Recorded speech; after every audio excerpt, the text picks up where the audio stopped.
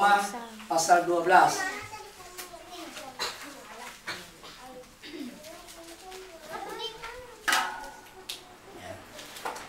Roma pasal 12 ayat 1 dan 2. Roma pasal 12 ayat 1 dan 2.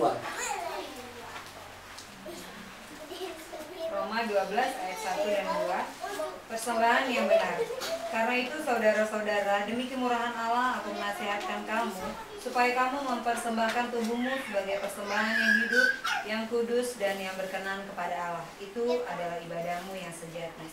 Janganlah kamu menjadi serupa dengan dunia ini, tetapi berubahlah oleh pembaharuan budimu, sehingga kamu dapat membedakan manakah kehendak Allah, apa yang baik, apa yang berkenan kepada Allah dan yang sempurna. Ya, lihat. Daud telah berubah oleh pembaharuan budi.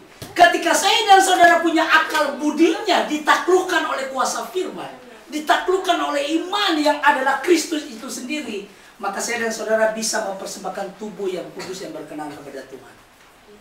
Saya dan saudara bisa mempersembahkan pikiran yang benar dan kudus kepada Tuhan, di mana kita tidak bisa lagi berpikir yang jahat kepada orang lain, terutama yang berbuat jahat pada kita. Tapi kita selalu memikirkan yang baik tentang dia. Itulah doa saya dan saudara, itulah kerinduan saya dan saudara. Jadi bukan saja hanya sebatas kerinduan, tapi itu harus menjadi kenyataan dalam hidupku dan hidupmu. Makanya jangan seperti Herodes. Herodes ketika dalam keadaan terdesak, wah, dia terjebak dengan omongannya, dia terjebak dengan sumpahnya. Ya sudah, potong aja kepala nabi itu. Ya, padahal dia suka mendengar kebenaran, saudara. Ya, renungkan itu baik-baik. Jangan biarkan sifat Herodes ada padamu. Jangan biarkan itu.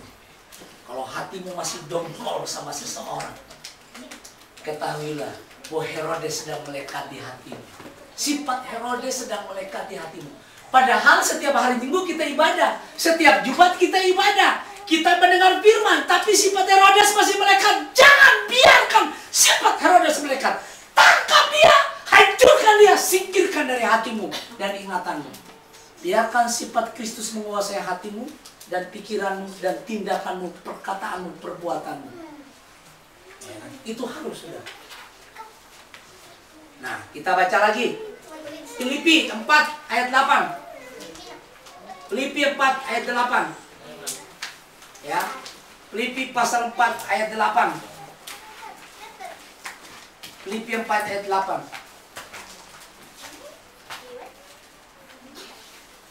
Jadi akhirnya saudara-saudara, itu Filipi 4 ayat 8. Ya, baca silakan. Duduk aja nggak apa-apa. Tapi kalau mau berdiri juga nggak apa-apa, ya. Filipi 4 ayat 8. Jadi akhirnya saudara-saudara, semua yang benar, semua yang mulia, semua yang adil, semua yang suci, semua yang manis, semua yang sedap didengar, semua yang disebut kebajikan dan patut dipuji, pikirkanlah semuanya. Nah, jadi intinya begini, saya dan saudara dituntut untuk memikirkan yang baik, karena Kristus pun juga demikian. Kolose 3 ayat 2. Kolose 3 ayat 2. Pikirkan perkara di atas di mana Kristus ada. Ya kan? Itulah yang dilakukan oleh Daud. Dia memikirkan perkara di atas. Itulah yang membuat dia terhalang untuk berbuat jahat kepada Saul. Itu yang membuat dia mampu melakukan yang terbaik untuk Saul, yang mengejarnya untuk membunuh. Sebenarnya bukan saja mengejar, sudah ditombaki berapa kali kok. Bayangkan loh. Tapi dia dimampukan untuk melakukan yang baik. Kolose 3 ayat 2. Kolose 3 ayat 2. Dibaca, silakan baca salah seorang. Kolose 3 ayat 2. Pikirkanlah perkara yang di atas, bukan yang di bumi. Pikirkan perkara yang di atas. Apa itu perkara yang di atas? Yaitu firman di mana Kristus bertakhta, di mana Kristus duduk di sebelah kanan Allah Bapa di surga. Kemudian Filipi 2 ayat 5. Hendaklah engkau menaruh pikiran dan perasaanmu yang terdapat juga dalam Kristus Yesus. Jadi pikiran kita, perasaan kita harus kita taruh, letakkan di dalam firman, letakkan di dalam Kristus. Dengan demikian, saya dan saudara dimampukan untuk melakukan yang baik bagi semua orang, terutama kepada saudara seiman, dan yang paling utama lagi, bagi orang yang merugikan kita dan yang berbuat jahat kepada kita.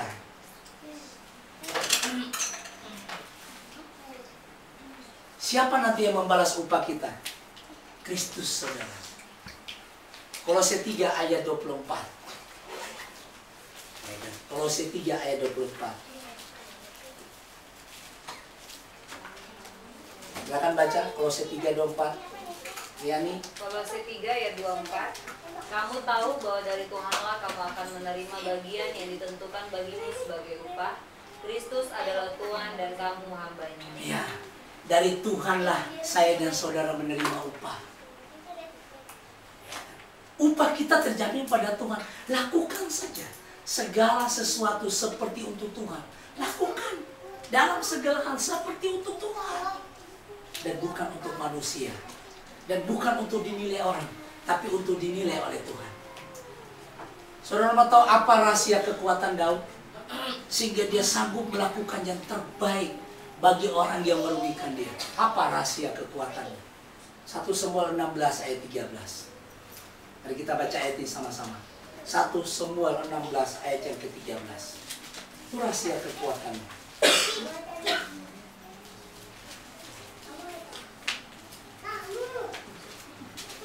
1 Samuel 16 ayat yang ke-13. Mari kita baca sama-sama. 1 Samuel 16 ayat 13. Sudah? Sudah ketemu semua? Oh, masih ada yang buka. 1 Samuel 16 ayat 13. Ya, 2, 3. Samuel memberitahukan yang berisinya itu Dan berarti Daud di tengah-tengah saudara-saudaranya. Sejak hari itu dan seterusnya berkuasalah roh Tuhan atas Daud. Lalu berangkatlah Samuel menuju Rama. Apa rahasia kekuatan Daud? Dia dipenuhi dengan kepenuhan Kristus. Dia dipenuhi oleh firman.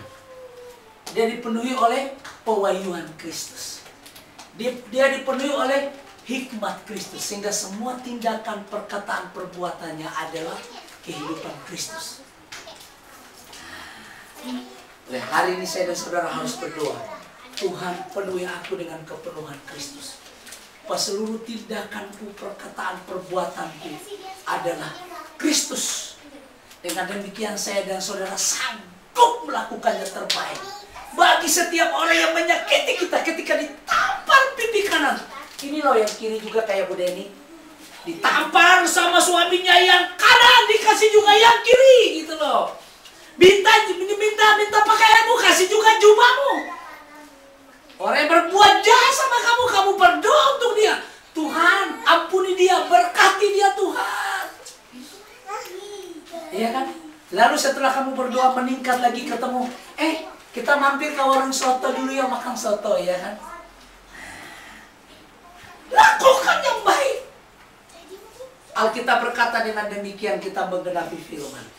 Kita seperti matahari yang memberikan terang, memantulkan cahaya bagi orang yang baik dan orang yang benar. Kita seperti hujan. Hidupku dan hidupmu seperti hujan. Memberikan rasa kesuburan, rasa nyaman, rasa sejuk. Bagi orang benar maupun orang tidak benar. Artinya apa? Tuhan menempatkan saya dan saudara sebagai terang bagi setiap orang. Tuhan menempatkan saya dan saudara sebagai terang bagi setiap orang. Alkitab berkata dengan demikian mereka melihat perbuatanmu yang baik dan memuliakan Bapamu yang di surga. Jadi orang melihat terang Kristus pada saya dan saudara melalui perbuatan kita yang baik. Itu ayatnya ada ayatnya. Ada ayatnya. Ya kan? Di Matius.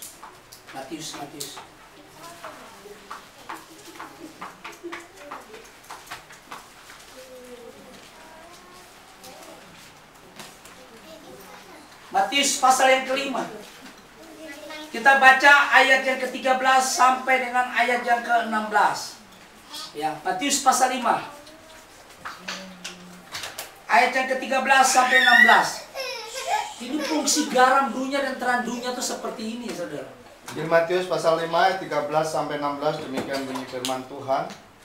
Kamu adalah garam dunia. Jika garam itu menjadi tawar, dengan apakah ia diasinkan? Tidak ada lagi gunanya selain dibuang dan diinjak orang. Kamu adalah terang dunia.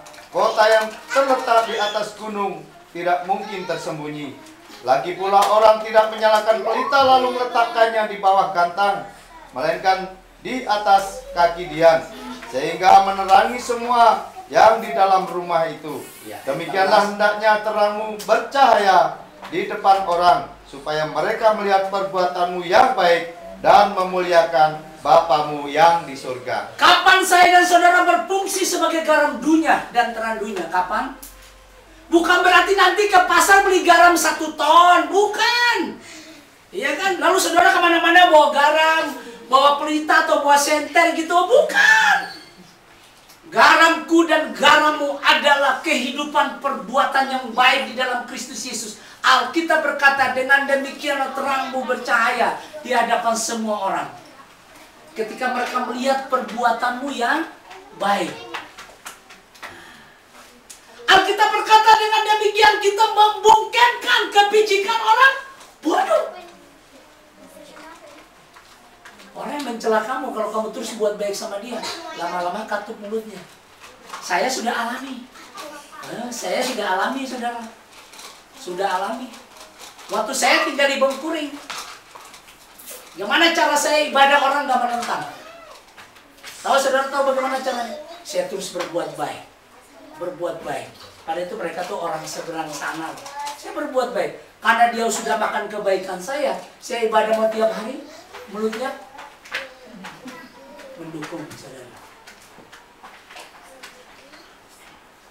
Saudara mau mengalami hal yang lebih luar biasa, lakukan yang baik, terutama yang berbuat jahat. Wow, saudara akan melihat mujizat demi mujizat. Dan saudara jangan kaget, orang yang berbuat jahat sama saudara, satu saat dia bisa akhirnya bisa terheran-heran dan tidak menutup kemungkinan dia akhirnya menjadi pengikut Kristus yang sangat militan seperti Saulus. Saulus itu menyetujui Stefanus dibunuh loh. Tapi ketika terang Kristus bercahaya di hatinya, wow, dia jauh militan, saudara, bagi Kristus. Jadi lakukan saja yang baik. Siapa tahu orang itu adalah benih. Siapa tahu orang itu adalah incaran Kristus untuk dia diselamatkan. Tapi kalau dia tetap juga tidak mau berubah, itu bukan urusanku dan urusanmu, itu urusan Bapa di surga, ya kan? Urusan saya dan saudara melakukan kehendak Tuhan. Lakukan kehendak Tuhan. Lakukan yang terbaik bagi semua orang, terutama saudara-saudara seiman, tetapi juga bagi orang yang menyakiti kita. Wah, kalau kita bisa melakukan itu luar biasa, saudara. Luar biasa. Itu yang Tuhan mau. Melakukan hal yang luar biasa, saudara. Dimampukan untuk melakukan hal yang terbaik. Jadi yang terbaik adalah bukan mengasihi yang mengasihi Anda. Yang terbaik adalah ketika engkau ditampar pipi kanan, diberikan juga pipi kiri untuk ditampar. Itu yang terbaik. Artinya apa? Sama dengan sempurna. Yang terbaik adalah ketika engkau disakiti, engkau membalas dengan kebaikan.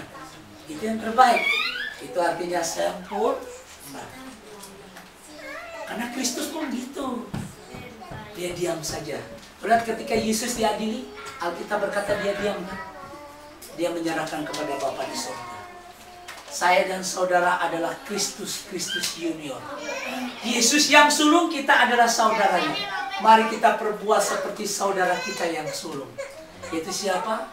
Kristus. Amin. Firman Tuhan. Kita berdoa. Bapa di surga, kami sudah menikmati firman-Mu. Engkau memberi kepada kami kekuatan oleh Roh Kudus-Mu. Mampukan kami untuk melakukan yang terbaik, terutama bagi setiap orang yang menyakiti kami, terutama bagi setiap orang yang merugikan kami, terutama kepada orang yang mencaci maki kami. Mampukan kami untuk melakukan yang terbaik bagi mereka, Tuhan. Mampukan kami untuk berdoa bagi mereka. Mampukan kami untuk memberkati mereka. Mampukan kami ya Tuhan untuk melakukan yang terbaik. Ini doa kami ya Tuhan. Sebab demikianlah terang kami bercahaya di depan semua orang. karena kami melakukan yang terbaik. Terima kasih ya Tuhan, terima kasih. Di dalam nama Yesus Kristus, biarlah fungsi garam dan fungsi terang itu nyata dalam kehidupan kami, yaitu dalam perbuatan yang baik, dalam kehidupan yang baik di dalam Kristus Yesus ya Tuhan. Hamba berdoa Engkau berkati jemaat-Mu. Engkau berkati mereka Tuhan dengan kekuatan untuk melakukan yang terbaik, dengan kekuatan untuk mampu memberkati setiap orang yang menyakiti mereka, dengan kekuatan di mana mereka dimampukan Tuhan untuk berdoa bagi orang yang membenci mereka, memusuhi mereka, bahkan berbuat baik bagi mereka. Hamba berdoa Tuhan, berkati umat-Mu. Di dalam nama Yesus Kristus, berkati kami dengan kepenuhan Kristus secara utuh, sehingga kehidupan kami, tindakan kami, perbuatan, perkataan kami sepenuhnya Kristus menguasai kami. Ini doa kami ya Tuhan dalam nama Yesus Kristus. Amin.